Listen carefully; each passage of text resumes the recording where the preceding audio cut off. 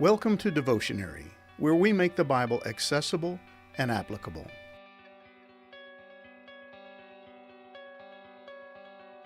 It seems like every time David turned around, he was confronted with the temptation to take Saul's life.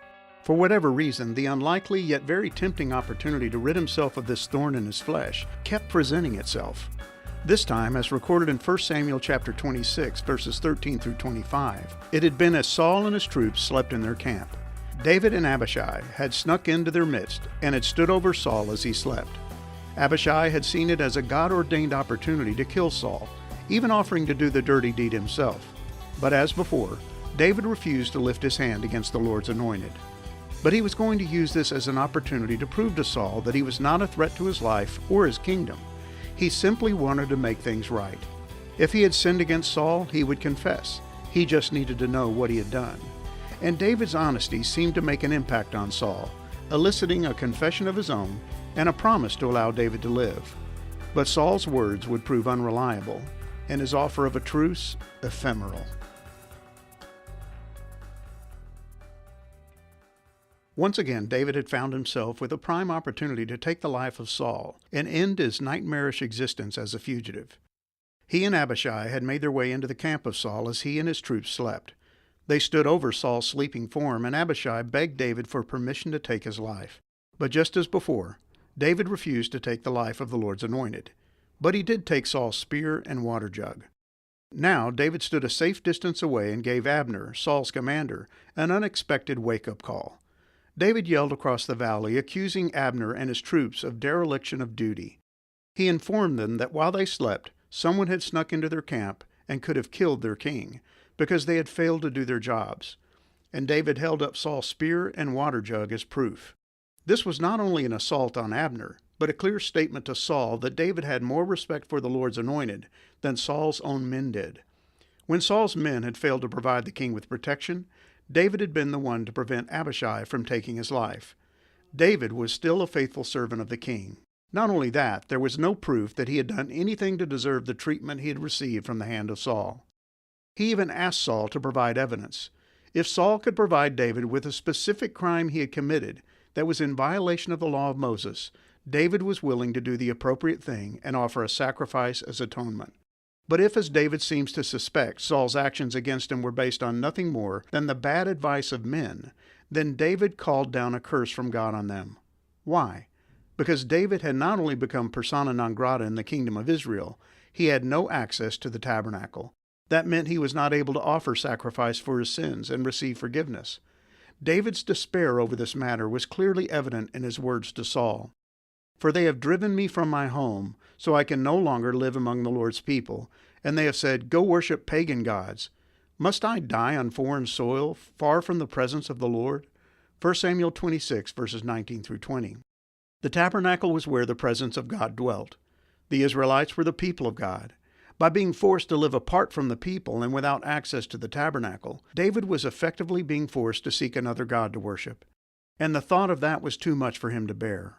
David craved restoration with the people of God and restored access to the tabernacle of God. This is reflected in one of the Psalms he wrote during his days in the wilderness. "O God, you are my God. I earnestly search for you. My soul thirsts for you. My whole body longs for you in this parched and weary land where there is no water. I have seen you in your sanctuary and gazed upon your power and glory. Your unfailing love is better than life itself. How I praise you." Psalm 63, verses 1 through 3. "I lie awake thinking of you, meditating on you through the night. Because you are my helper, I sing for joy in the shadow of your wings." Psalm 63, verses 6 through 7. And David's passion-filled words seemed to elicit a compassionate reaction from Saul. Just as he had before, Saul appeared to see the error of his way and confessed, "I have sinned. Come back home, my son, and I will no longer try to harm you, for you valued my life today. I have been a fool and very, very wrong." 1 Samuel 26, verse 21. But David was no fool. He knew better than to trust the words of Saul. He had heard this speech before and had learned that the mouths of fools are their ruin.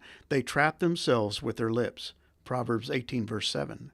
Saul had no intention of calling off his hunt for David, and David knew it, which is why after their conversation ended, David went his way and Saul returned to his place. David's exile would continue. His longing for the presence of God would increase. His desire to be with the people of God would grow with each passing day. But during those dark days of the soul, God would be with David. He would guide, protect, teach, and mold him into the kind of king he desired David to be. Taking Saul's life would not have put an end to David's problems. To do so would have simply created bigger issues for him. He would have been in violation of God's law.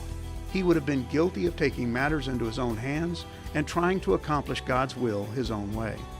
So David returned to the wilderness. But he was going to learn that he was not alone. Contrary to what David and the people of Israel believed, God was not restricted to the tabernacle. His presence was not bound to a building. He was right beside David every step he took in the wilderness. He was with David as he sought sanctuary in the caves. He was watching over David as he slept under the stars. He was David's constant companion, ever-watching protector, wise counselor, and faithful guide. It was David's experiences in the wilderness that would lead him to pen the words of his most famous song. "The Lord is my shepherd, I have all that I need.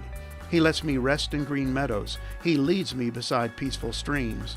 He renews my strength. He guides me along right paths, bringing honor to His name. Even when I walk through the darkest valley, I will not be afraid, for you are close beside me. Your rod and your staff protect and comfort me. You prepare a feast for me in the presence of my enemies. You honor me by anointing my head with oil. My cup overflows with blessings. Surely your goodness and unfailing love will pursue me all the days of my life, and I will live in the house of the Lord forever." Psalm 23.